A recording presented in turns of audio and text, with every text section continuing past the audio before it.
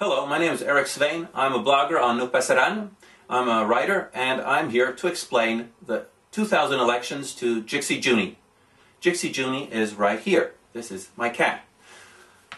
I especially want to explain about Sarah Palin, who's been given a very bad rap in the press. I'd like to explain to you, Jix, is that Sarah, far from being just a nobody who was thrown upon the scene with no experience whatsoever, she has a lot to her credit. Most notably is the fact that she took on her entire political party.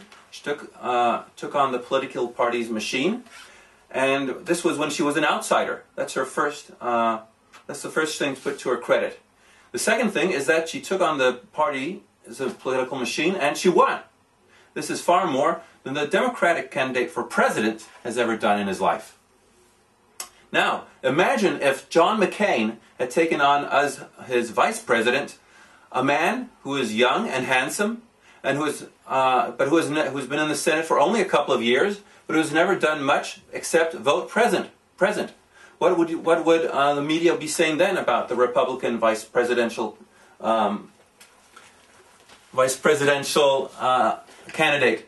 They would be saying this is totally ridiculous. And why do we know that? Because they already did so 20 years ago when the candidate for vice president of George H. Bush, the current George Bush's father, this was Dan Quayle. State his name and you're sure to get a snicker or a snort.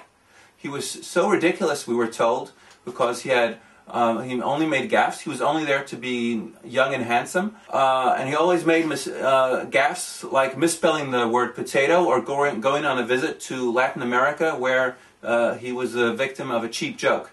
But whatever he did, how can it be said to be worse than what Barack Obama or Joe Biden have ever done? That's the question. Or they've made mistakes about the number of states in the Union. They can't tell the Constitution. They have made mistakes about what the Constitution says about the vice presidency. How is this worse? But the Dan Quayle of 2008 is not the Republicans' vice presidential candidate. It is the Democrats' candidate for president, not vice president. So what this tells us about the media and about society are just two simple words: double standards. And that leads to another word, which is injustice.